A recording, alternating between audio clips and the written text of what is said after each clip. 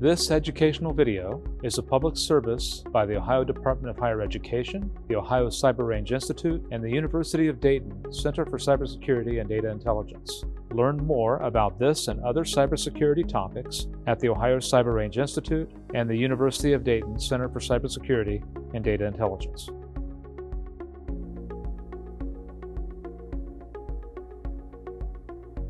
Hi, my name is James Robinson. I'm a professor in the Department of Communication, and I work for the Center for Cybersecurity and Data Intelligence at the University of Dayton. Today, I want to talk about online romance scams. And online romance scams are kind of one of the dirty secrets in cybersecurity because it doesn't get talked about very much, but it's actually quite a big problem. So when we think about online dating scams, a lot of us don't know that online dating is a multi-billion-dollar industry. And in fact, it's 24%, and this is in 2019, 24% of all Americans have dated online. It's much higher now this year, but 2022. 7% of the people in 2019 when the survey was taken were currently engaged in online dating. And people using online dating services rose from 33.1 million in 2017 to almost 35 million in 2019. And like I say, the rate of use is increasing dramatically. In 2017, $531 million was spent on online dating, and they're expecting it to rise to almost $650 million in 2023. So you can see that this, like I say, this is something that's happening. I think it's interesting to note that Tinder earns more money than all non-gaming apps. That's the number one money earner for applications.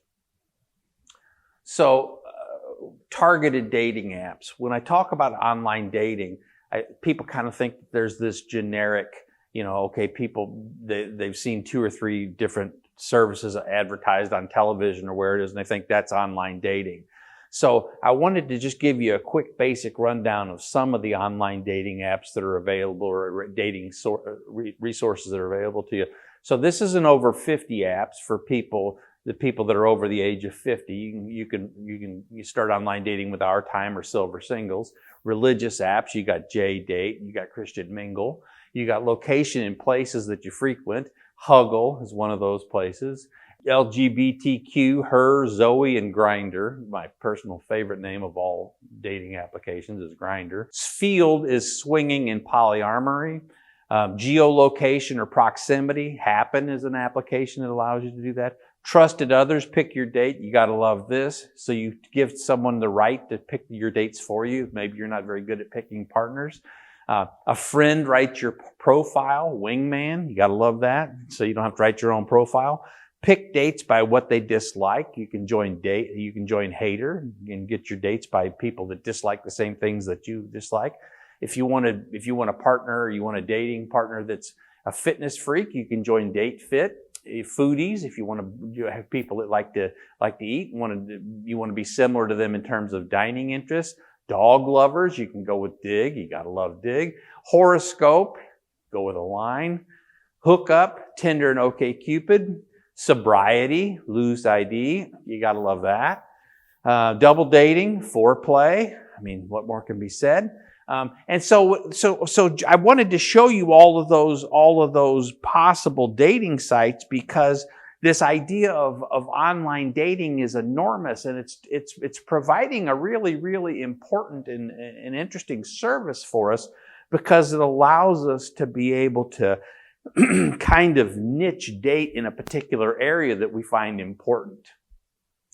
So in 2019, Pew conducted a survey and examined, who's using online dating apps. So at the start of 2020, they said that the rate had gone up to 30% of all adults had used a dating app. 57% of them reported that they had a positive experience. 45% of them reported that they reported the experience as being frustrating. 28 report that it left them hopeful. What more could you want them to be hopeful? But here's something that's become an enormous problem is that young women are starting to have a lot of problems on these online dating things because They were contacted after a left swipe, which means I'm not interested in dating you. And yet those people who indicated they weren't interested in somebody else were still contacted. 35% of those, of the women, young women, received explicit messages and pictures. Not a good thing. 28% were called an offensive name in this process. And 9% of the 9% of the young women reported that they were threatened with physical harm. So this whole idea of online dating is becoming enormous, and it's becoming sophisticated and specialized, and it's producing some problems that were really unanticipated when they started creating, software to encourage or promote online dating.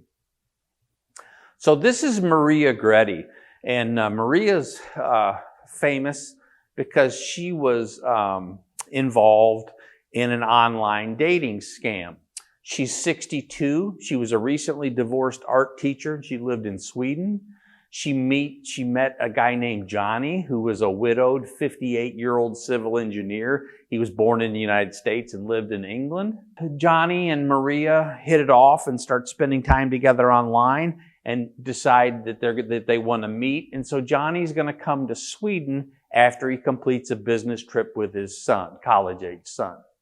And so Johnny and his son were mugged in Nigeria, and they lost their wallets and passports. Nick was shot in the face, and the hospital won't treat him because their wallets are gone, so they have no insurance card, they have no credit cards, and actually their bank didn't even have a branch in Lagos, Nigeria, where they were located. So what happens is that Johnny sends Maria, tells her that he has this problem, and Maria sends Johnny €1,000 down payment so that his son can have this surgery immediately. Of course, there's complications, and she sends more money, and finally she realizes that she's been conned by Johnny. So the question that I ask my students at this juncture is what do you think about Maria? I'll tell you in a minute what my students think, but before I do, I want to ask you a second question. What do you think about Johnny? And so when I ask my students about what they think about Maria and Johnny, they think that Maria is stupid and desperate and all these horrible things, and they think that Johnny is a bad enough guy. They don't think that Johnny's not, they think that Johnny's a terrible guy, but they think that to some degree that Maria has brought this on herself by her lack of vigilance and sophistication in recognizing this scam when it was before it was happened.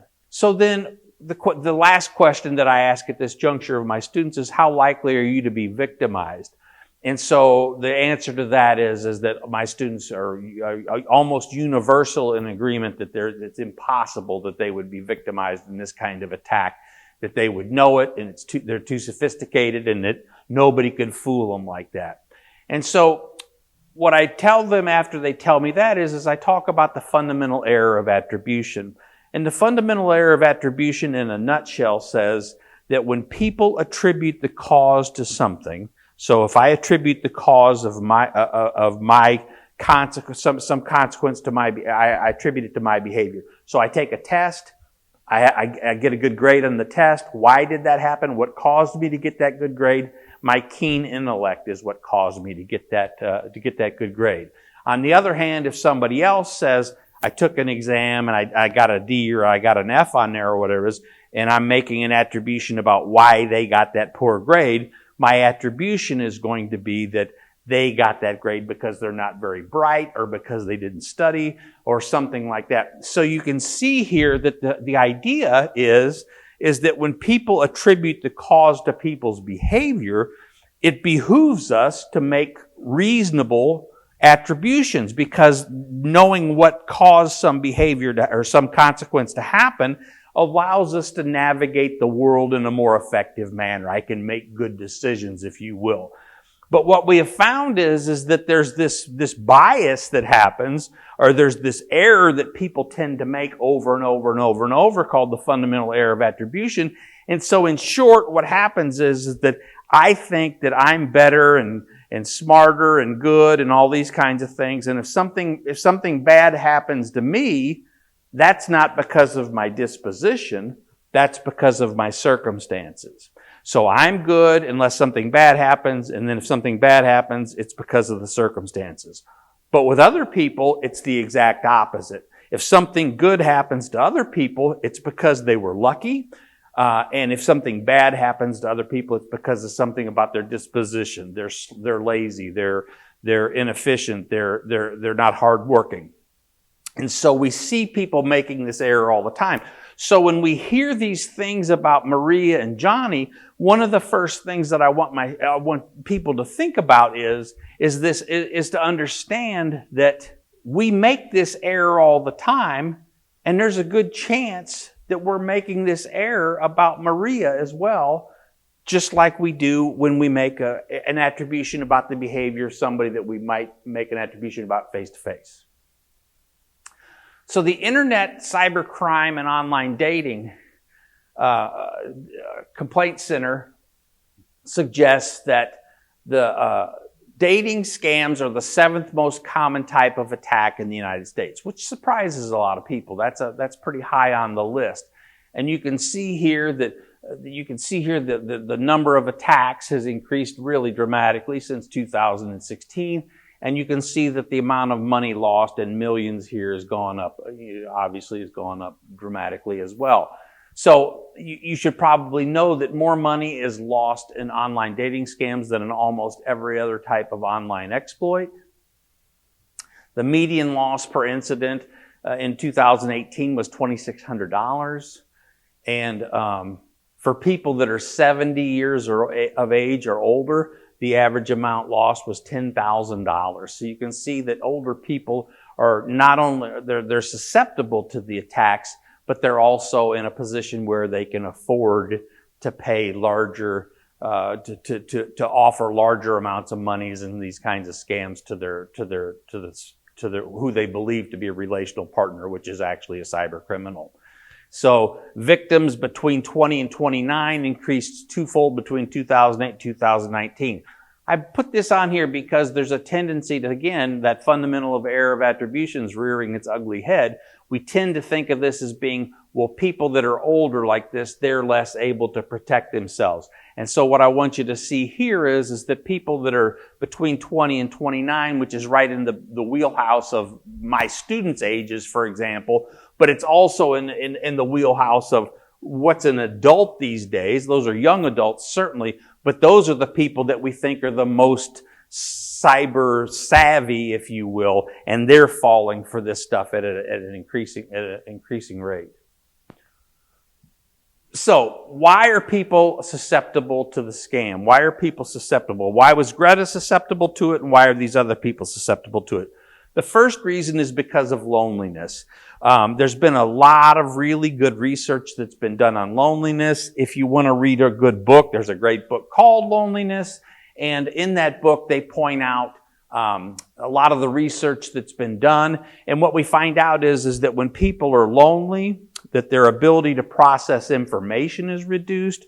They become much more cynical. They become less able to process nonverbal gestures and facial expressions. And so these people that that are lonely, they actually become less able to develop interpersonal relationships. In addition, there are a lot of message strategies that are being used by the cyber criminal, one of which is called homophily or similarity. And so another reason that people become susceptible to online romance scams is because the cyber criminal has an opportunity to do reconnaissance and develop all these similarities between themselves and their intended victim.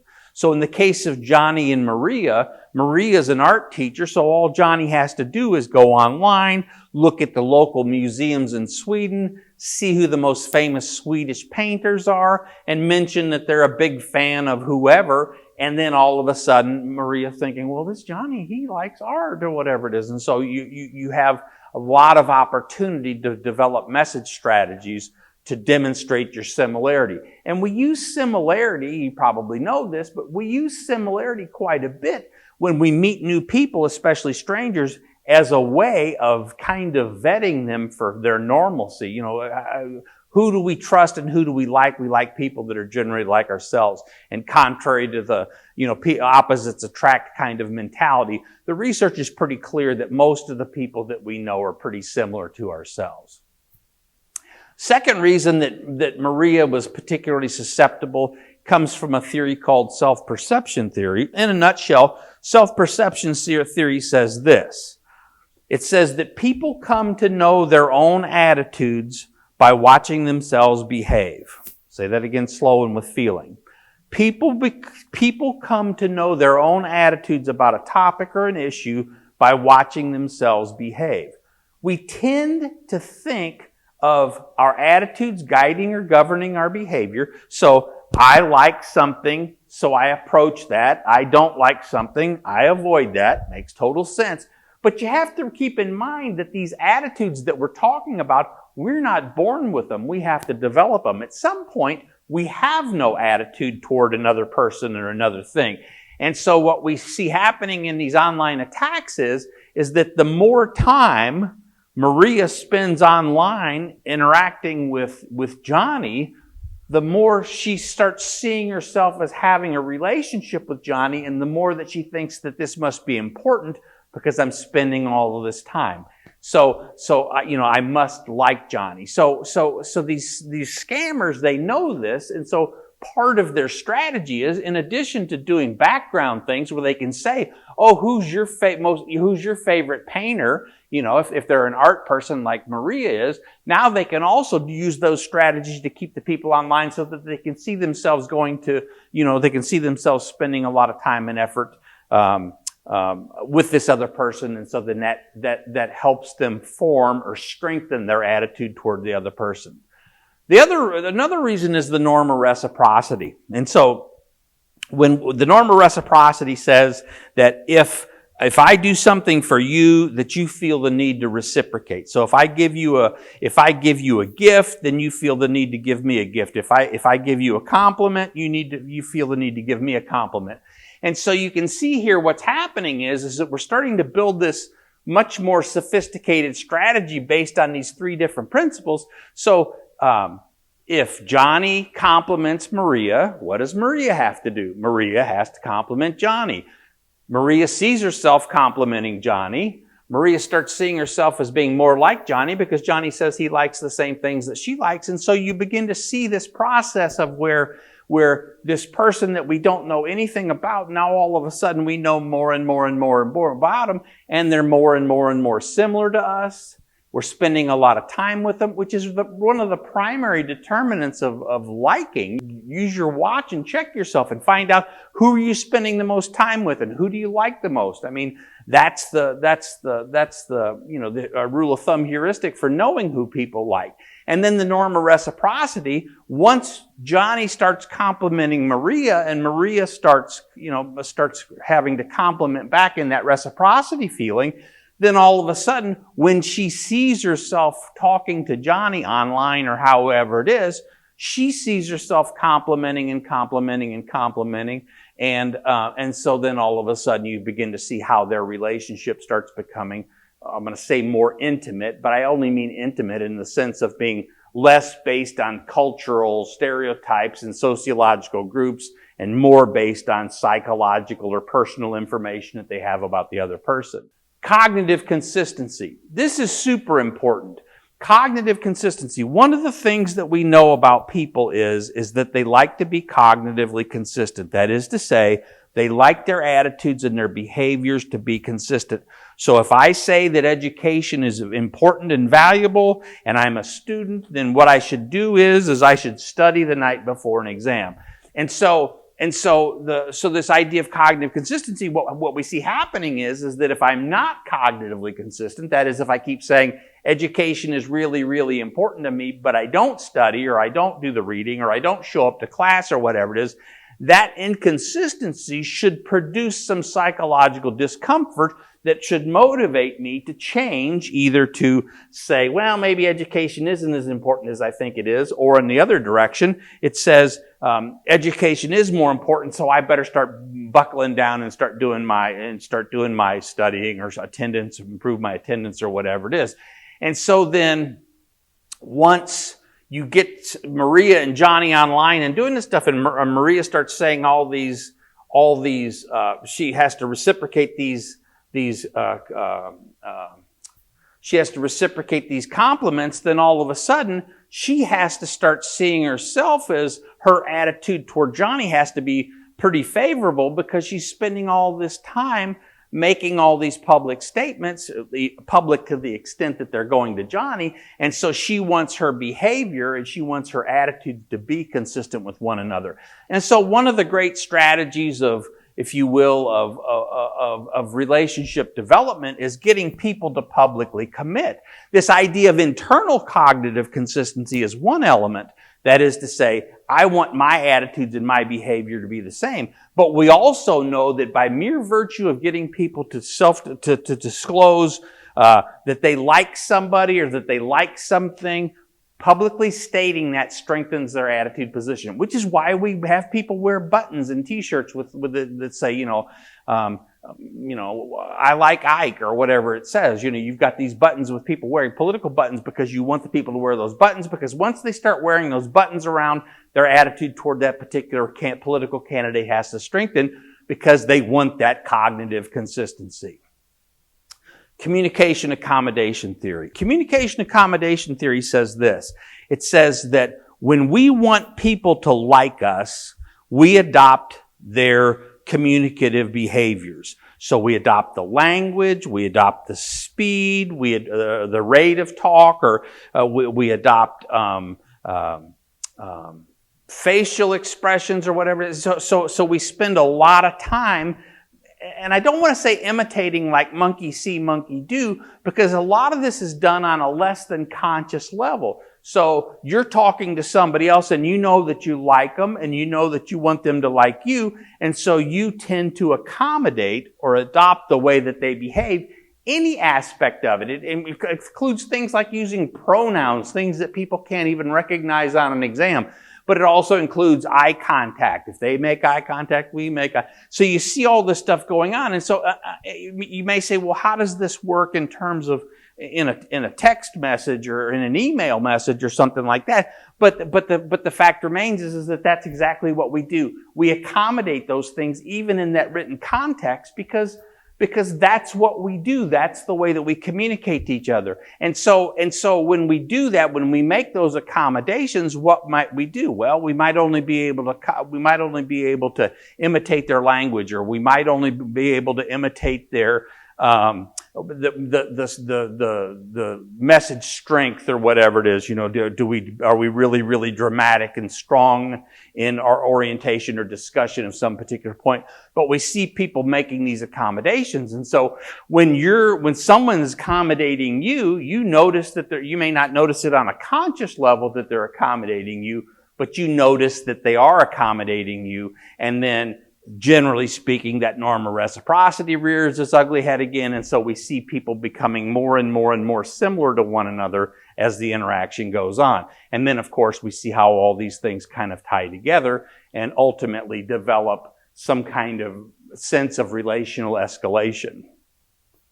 The last thing that I want to talk about here, there's a lot of other ones. We could talk about self-disclosure. We could talk about a lot of other things. But I want to talk about social exchange theory, because I think social exchange theory adds a particularly important element to this process, why people are susceptible to these scams. And so this slide looks like it's difficult, and I apologize for that. This is called the relational outcome matrix. And this is a matrix that helps us understand and describes a particular interpersonal relationship that we're in. So this is my relationship with my wife, or this is my relationship with a particular student. And so the way that it boils down is this.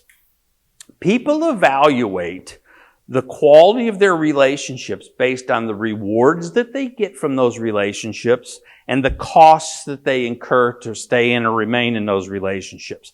So, if you look at first dates I think is always the best way to think about this, because somebody goes out on the first date, so what do you have to do? Well, you've got no history, so you get dressed up or whatever it is, and so that's a cost. And you fill your car up with gas, and that's a cost. And you buy tickets to go to a movie, or you take somebody to dinner, or whatever those things. And so you've got this list. Here are all my costs, and as I incur them, I put them on my list.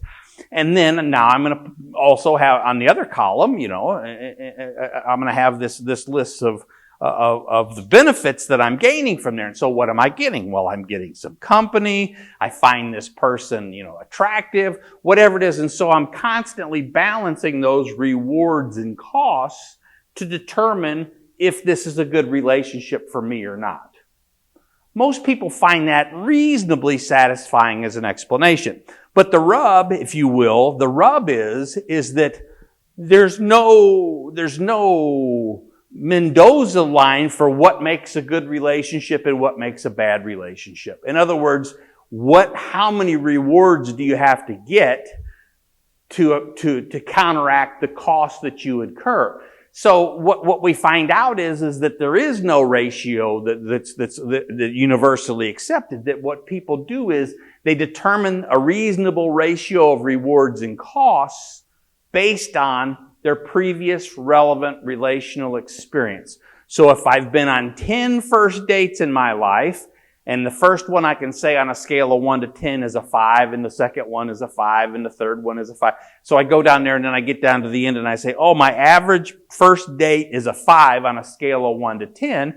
And then I go out tonight and I go out on my 11th first date and I do my tabulation of rewards to cost and look at that ratio. And I find that I gained more out of this date than it cost me. Then so maybe my score would be 6 out of 10 or something like that. So when my ratio of rewards to costs in my current relationship or this current first date, when that ratio is higher than my previous relevant past experience, then my relationship, the current relationship, I would characterize as being satisfying.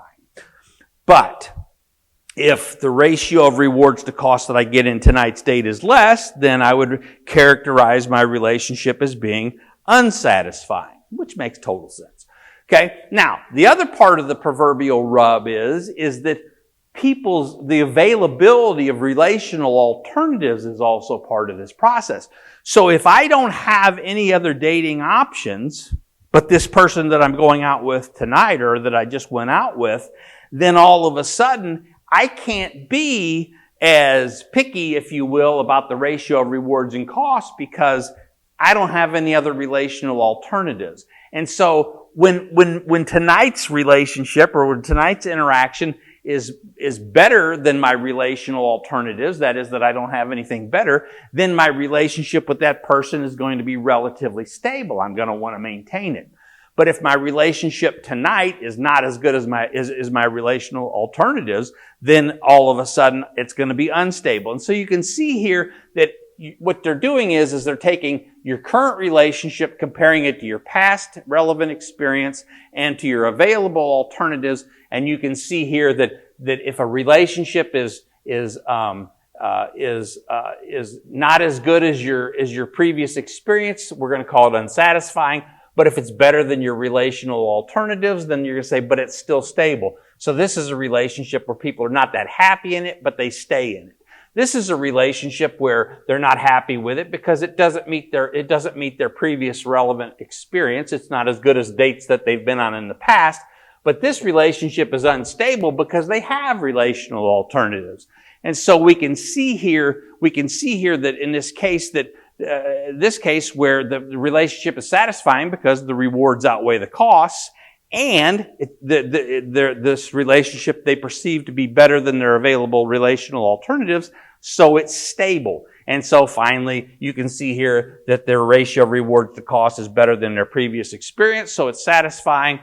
but it's unstable because they have other relational alternatives. And so if you look at, look at the celebrity dating and marriage and stuff like that, I think you can see this pretty clearly and pretty, it's kind of a satisfying way to look at this stuff. And you say, well, why would all these people end up why would these people end up married and then they end up getting divorced? And why don't their marriages and work and all that stuff? This is because if you're in a position where you have lots and lots and lots of very desirable relational alternatives, there's an excellent chance that your relationship is going to be unstable. That's not to say that those people are destined for divorce, but it is saying that idea of who's going to stay in a relationship and who's going to get out of a relationship is going to be based on a function of what they can get, what they do get out of the relationship versus what it costs them to be in it, and who they have available to them that they might be able to satisfy themselves.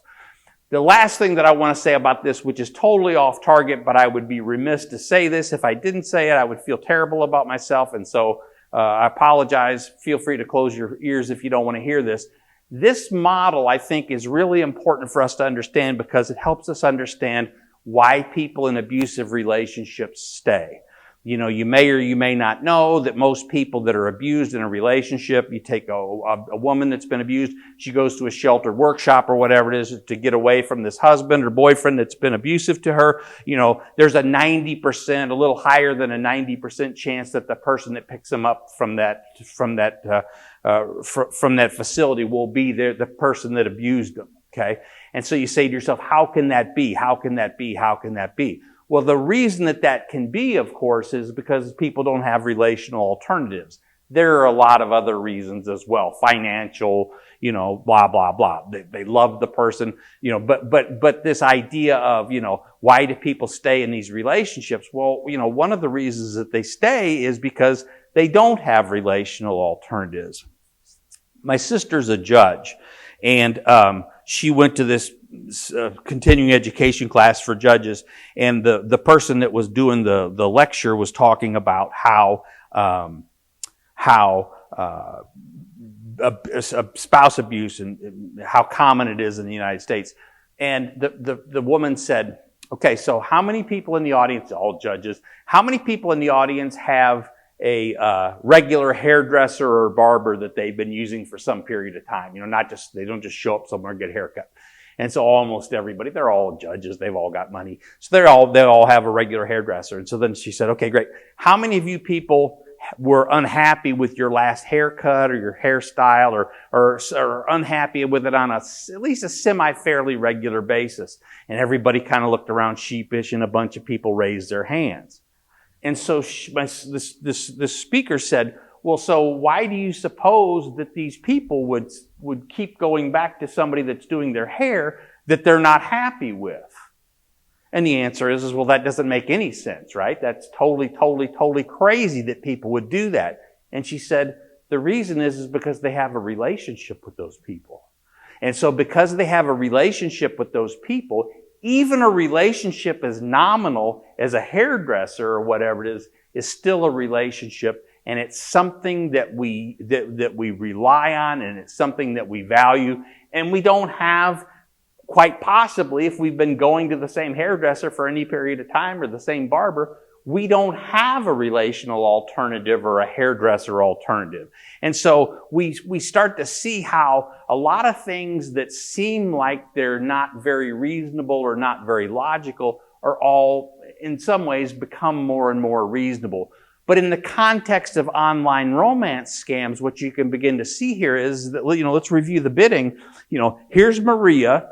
All of a sudden, she's divorced. So what are her relational alternatives? They're not that high. How is her ratio of rewards to cost? Well, her marriage was unhappy and ended up in a divorce. So that doesn't necessarily mean that her ratio of rewards to cost wasn't good. But now all of a sudden, she finds herself in a relationship with this professional con artist who's really, really, really good at developing relationships, right? That's the thing about this stuff. It isn't just anybody that can get online and make these things work. These people are talented. These people have interpersonal skills like crazy.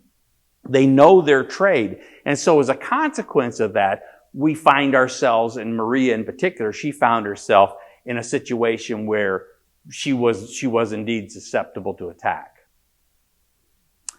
This is another reason, and this is probably the most important thing that I teach in any of my classes. You can see here that what we've got here is we've got a swinging bridge. There's this people walking on this proverbial swinging bridge, and you can see it just so happens that that's about 650 feet from the bridge to the water. The reason that I show you these pictures will become apparent in a minute, but the thing that's most important that I teach in any of my classes is this idea that all messages have two components. They have a content dimension and they have a relationship dimension. So all messages, me talking here today, I'm providing you with content and I'm providing you with relationship information.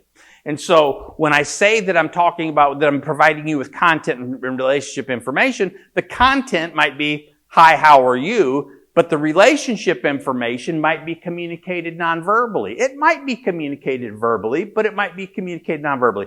And that's telling you what you should think about me and what you should think about the nature of our relationship. So if I accommodate you, if I'm friendly, if I smile, if I do those kinds of things, I'm trying to communicate to you that the nature of our relationship is friendly or whatever, right?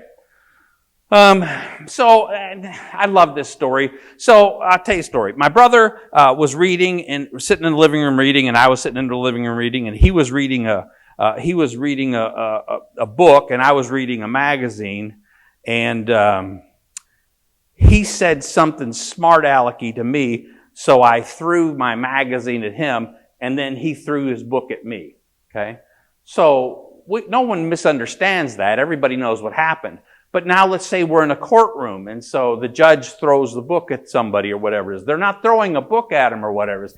How do you know that the word book in those two contexts means two completely different things? Well, part of what it is the context in the sense of what happens around the word book, but also part of it has to do with this idea of the relationship messages that are being communicated in with me.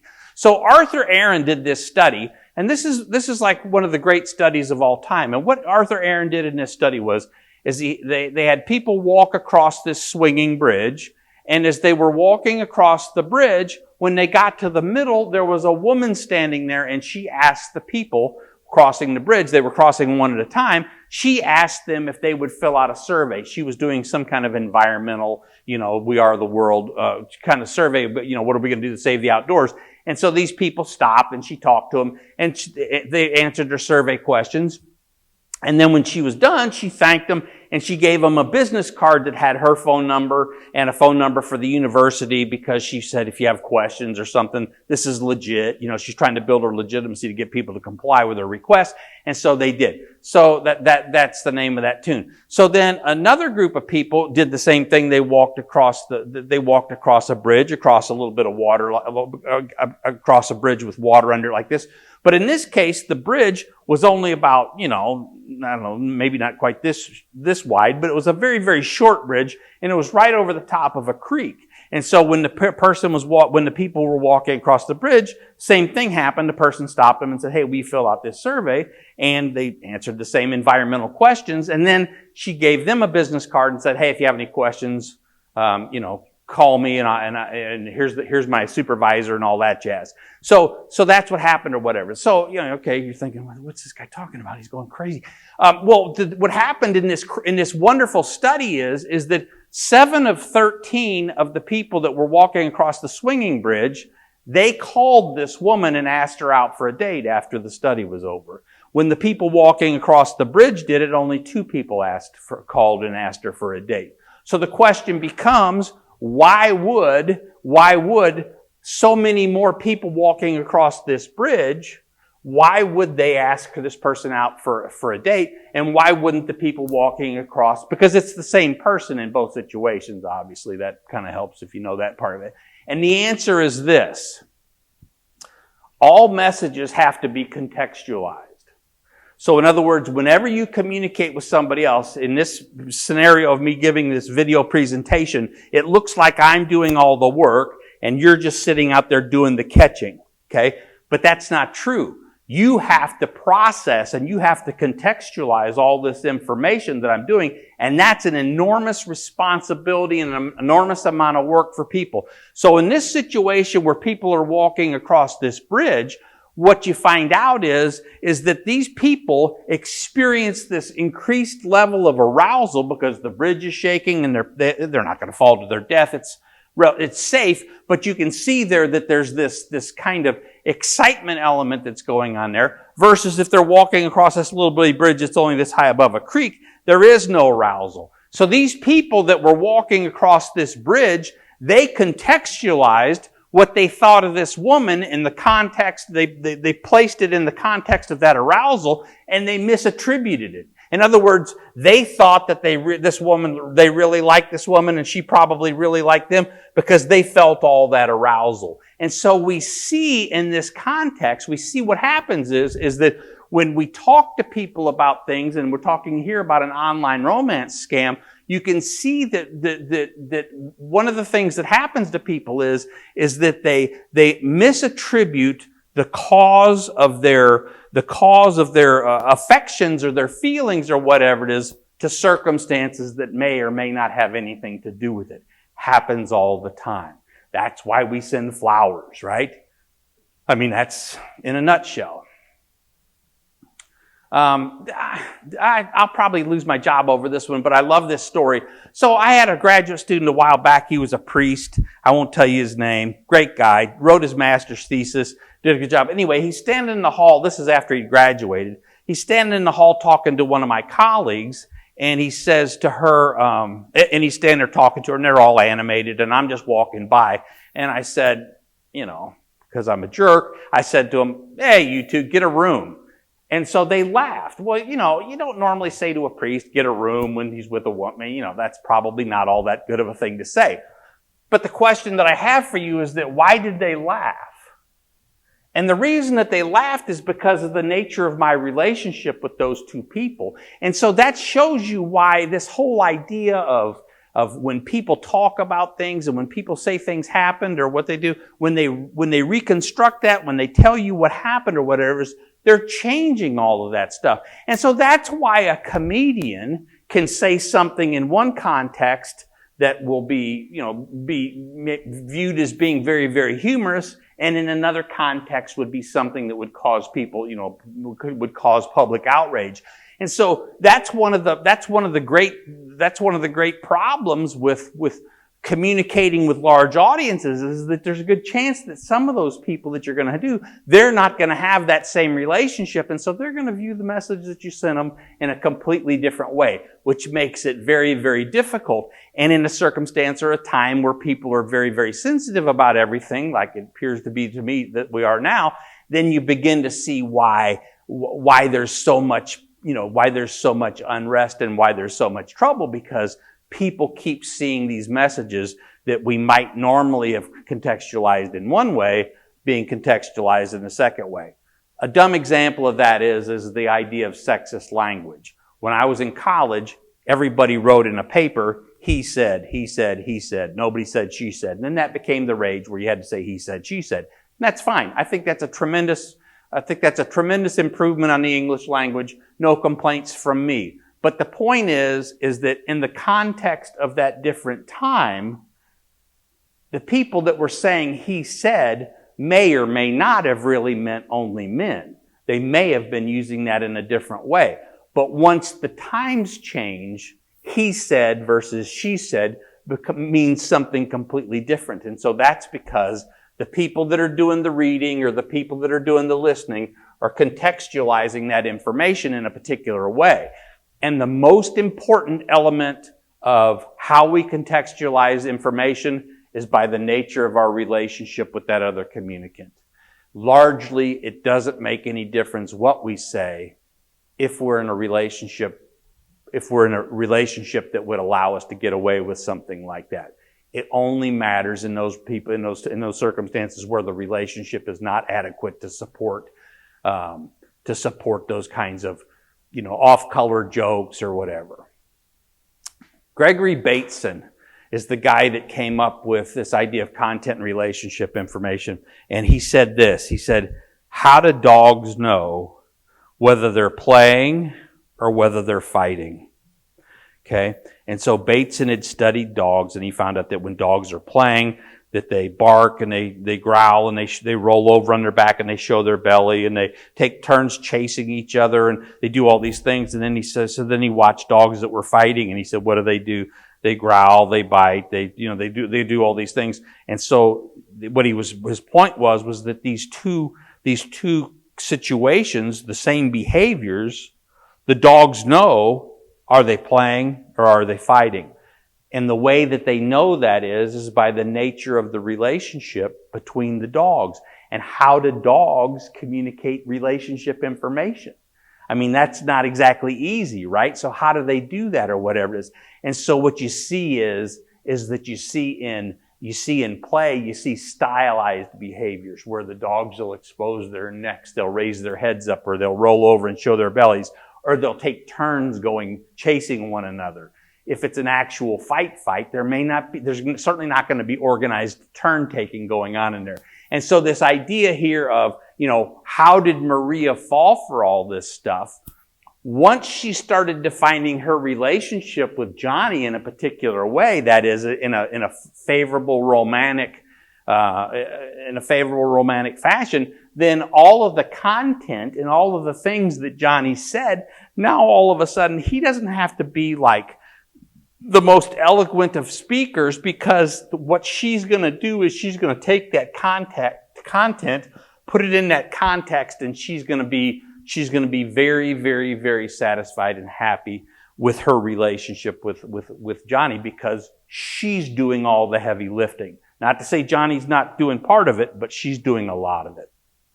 So, the postscript on Maria and Johnny. Okay? So how would you feel if you were scammed by Johnny? Well, it's pretty easy to think that you would know, right? I mean, I'd be mad as heck. And here's this guy took advantage of me. He ripped me off for a few $1,000s.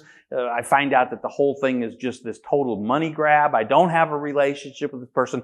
I would be embarrassed. I would be mortified. I'd be all those things. But here's what I want you to know.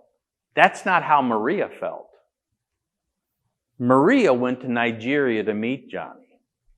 Not only did she go to Nigeria to meet Johnny, she paid for Johnny to come to the United States and go to college. Okay? He never repaid her. And she, in the reviews of the reports about their relationship, she said, the most terrible thing was not that he had cheated me, but that he had lost his innocence. Now, we can look at that in a lot of different ways, but I guess what I want you to think about this is, why would she think about it that way versus the way that you thought about it? Because nobody thinks about this like, oh, I would be happy that I could help this Nigerian young man, or what, nobody comes to that thing. But yet that's exactly what happened to Maria. And of course, the reason that she thinks this way is because she did have a relationship with him. So all of those things mean different things in that context. And so she understands that his behavior was attributable to his circumstances and not attributable to his disposition. She probably still goes to the same hairdresser too. Thanks for listening.